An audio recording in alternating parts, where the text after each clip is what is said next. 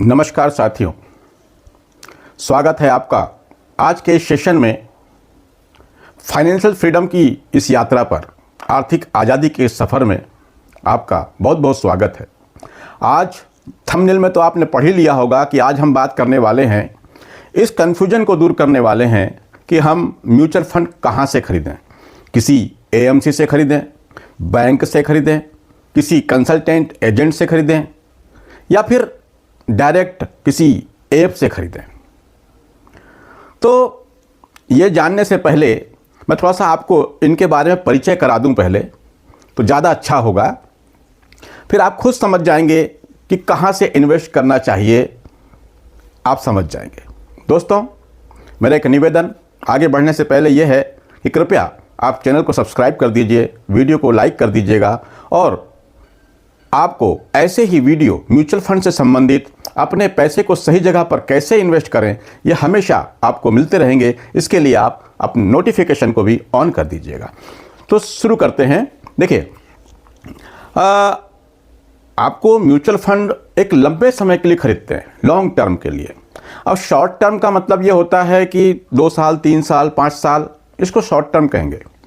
लेकिन अगर मैं लॉन्ग टर्म की बात करूं तो लॉन्ग टर्म मतलब ये कोई 10 के बाद 15 साल, 20 साल, 25 साल, 30 साल, इसको लॉन्ग टर्म कह सकते हैं। अब जब इतने लंबे समय तक पैसा जमा करना है तो हमको कहाँ से इन्वेस्ट करना चाहिए, ये अच्छे से पता होना चाहिए।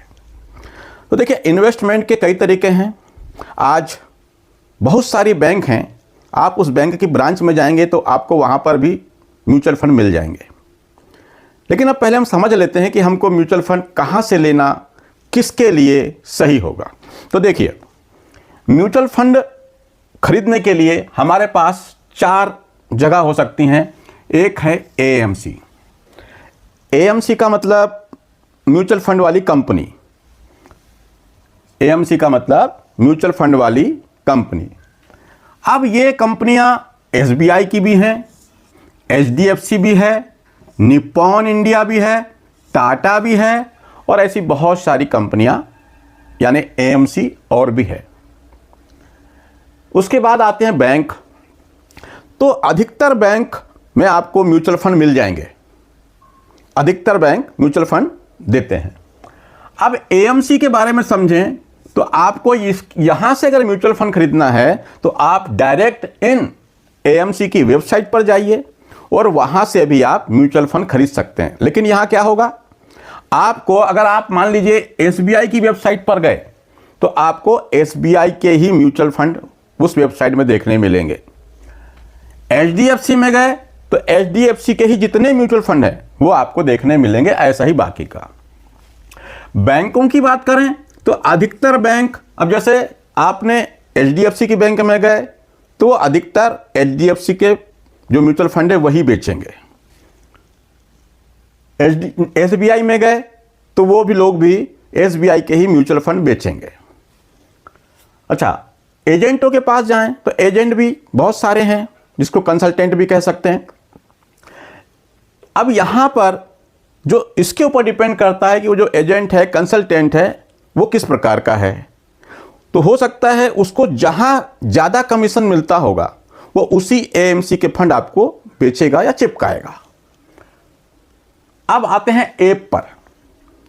तो ऐप में यह है कि आपको कहीं जाना नहीं है, कहीं आना नहीं है, और सिर्फ अपने मोबाइल पर ही Zerodha, Angel One, Groww, Paytm Money, ऐसे बहुत सारे और भी ऐप हैं जहां से आप म्यूचुअल फंड खरीद सकते हैं।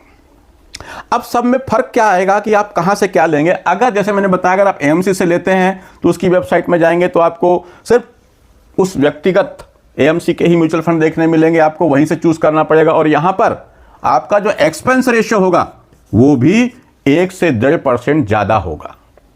अब 1 से 1.5% सुनने में तो बहुत छोटा लगता है, लेकिन आप लंबे समय की बात करते हैं, करोड़ों रुपए की बात करते हैं, तो वहां पर 1% छोड़िए, 0.25%, 0.10% भी लाखों रुपए की कीमत का बन जाता है। इसलिए इसको भी देखना पड़ेगा। अब आप बैंक में जाते हैं, बैंक में जाते हैं तो बैंक में भी आपको डायरेक्ट प्लान और रेगुलर प्लान दोनों मिल जाएंगे। लेकिन यहाँ पर भी डिपेंड करेगा कि वो बैंक वाले जो हैं वो आपको कौन सा प्लान देते हैं। हो सकता है आप कुछ और सोच कर जाएं कि मेरे को डायरेक्ट प्लान लेना है, और जब आप वहाँ जाएं और बैंक वाले आपको नए नए प्लान बताएं और आप उस प्लान में फंस जाएं, क्योंकि उनको भी दबाव रहता है कि इस प्लान को ज़्यादा बेचना है, उनकी मानसिकता पर भी डिपेंड करता है। तो यहाँ पर एक चीज़ ये हो जाती है। और यहाँ पर भी अगर आप रेगुलर प्लान में चले गए तो डायरेक्ट प्लान की बजाय रेगुलर प्लान में यहाँ पर भी 1 से 1.5% का एक्सपेंस रेशियो आपको ज़्यादा देना पड़ सकता है। एजेंट की बात करें तो ये हो सकता है कई एएमसी के म्यूचुअल फंड आपको दे, ऑप्शन हो आपके पास कि आप चुन सकें, लेकिन फिर भी हो सकता है ये कोशिश करे जिसमें इनका ज़्यादा फायदा हो वही फंड आपको दें। अब आते हैं ऐप पर। बहुत सारे ऐप हैं, यहाँ से भी आप अपना अकाउंट खोल करके म्यूचुअल फंड में इन्वेस्ट कर सकते हैं। लेकिन उससे पहले एक बात और देख लें कि आखिर आपने फंड यहाँ से खरीदा, एजेंट से खरीदा या ऐप से खरीदा, ये फंड आखिर जाते कहाँ हैं। जो भी पैसा आपने लगाया वो जाएगा एएमसी के पास ही, ना तो बैंक के पास रहेगा, ना एजेंट के पास, ना उस ऐप वाले के पास, ये जाएगा डायरेक्ट एएमसी के पास। तो जब अब फिर आप कहेंगे कि जब एएमसी के पास ही जाएगा तो हम क्यों ना एएमसी से लें। तो एएमसी के बारे में मैंने बताया कि आपको वहां पर चार्ज भी ज़्यादा लग सकता है। लेकिन अगर आप बैंक से खरीदते हैं तो वहां पर आप अगर जा भी रहे हैं, बैंक से लेना भी आपको डर लगता है, ऐप से लगाने में बैंक पे आपका विश्वास है, तो आप बैंक में जाकर के उनसे कहिए कि मुझे रेगुलर प्लान नहीं चाहिए, डायरेक्ट प्लान दीजिए। अगर आप एजेंट से भी लेते हैं तो पैसा एएमसी के पास जाएगा, किसी ऐप से लेते हैं तो पैसा एएमसी के पास ही जाएगा।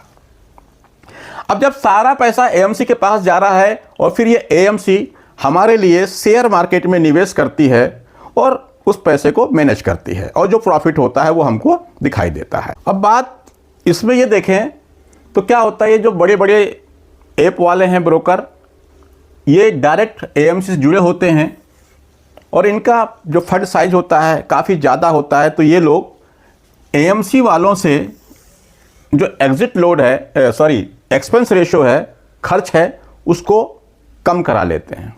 और इसलिए हमको ऐप से म्यूचुअल फंड खरीदने में एक्सपेंस रेशो कम लगता है। एक्सपेंस रेशो कम लगता है और जितनी सुविधा आपको यहाँ से मिलेगी कि आप वहाँ पर फ़ोन लगा के अपने म्यूचुअल फंड के बारे में जानकारी ले सकते हैं, ईमेल कर सकते हैं, मैसेज कर सकते हैं, वो लगभग सभी जगह आपको मिलेगी। पर ऐप में एक चीज़ और है कि आपको यहाँ पे एक्सपेंस रेशो कम लगेगा, साथ ही आपको एक ही ऐप पर, मान लीजिए जीरोधा का ऐप है, इसमें ही आपको अनेकों एएमसी के म्यूचुअल फंड अलग अलग तरह के देखने को मिल जाएंगे। एंजल वन में भी किसी भी ऐप में आप जाएं, ग्रो में भी जाएं, किसी में भी जाएं, तो आपको एसबीआई, एचडीएफसी, निप्पॉन, टाटा और बहुत सारी जो एएमसीयां हैं सबके म्यूचुअल फंड यहां पर मिल जाएंगे। आप अपने मोबाइल पर अपने हिसाब से 1 बार, 2 बार, 4 बार, 5 बार, 10 बार उसको रिसर्च कर सकते हैं, देख सकते हैं, उसका रिटर्न देख सकते हैं, उसका फंड साइज देख सकते हैं, वो स्पष्ट दिखाई देता है।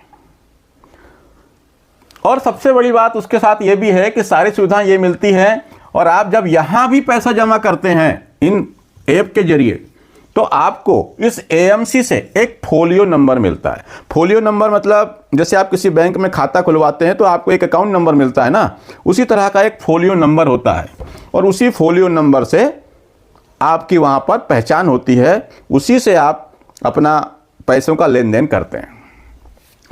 अब बात इसकी ये करें कि यहाँ पर जब आपको अनेकों प्रकार के म्यूचुअल फंड मिल जाते हैं, फिर आपको किसी के पास जाना नहीं है, आप इसी ऐप के माध्यम से पैसे जब चाहे जमा कर सकते हैं, जब चाहे निकाल सकते हैं, ऐसा कोई बंधन नहीं है। आप जब चाहे अपने मोबाइल से एसआईपी को रोक सकते हैं।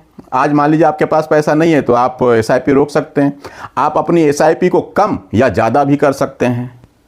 तो ये फ़र्क होता है इन सब चीज़ों में। मैं इन सब की बजाय ज़्यादा पसंद करता हूँ ऐप। किसी भी ऐप से म्यूचुअल फंड खरीदना, इन्वेस्ट करना मुझे ज़्यादा पसंद आता है, क्योंकि आफ्टर ऑल सारा पैसा यहीं जाना है, फोलियो नंबर यहीं से मिलना है, पर यहाँ पर एक्सपेंस रेशियो बच जाता है और मैं अपने मोबाइल से ही अपने फ़ंड को ट्रैक कर लेता हूँ और दूसरे फ़ंड के साथ कंपेयर कर लेता हूँ कि उसका रिटर्न कैसा है, परफॉर्मेंस कैसा है। इसलिए मुझे ये ज़्यादा अच्छा लगता है। फिर आप अपने हिसाब से भी देख लीजिएगा। दोस्तों, म्यूचुअल फंड से संबंधित कोई भी सवाल हो कि अगर हमने म्यूचुअल फंड में पैसा लगाया और मान लीजिए उसी समय में किसी की डेथ हो गई तो वो पैसे का क्या होगा, हमारा पैसा डूबेगा तो नहीं, ये ऐसे कोई भी सवाल आपके मन में हो तो कृपया नीचे कमेंट बॉक्स में जाके लिखिएगा, हम आपके सवालों के जवाब जरूर देंगे। आज के लिए इतना ही। धन्यवाद। नमस्कार। जय हिंद। जय भारत।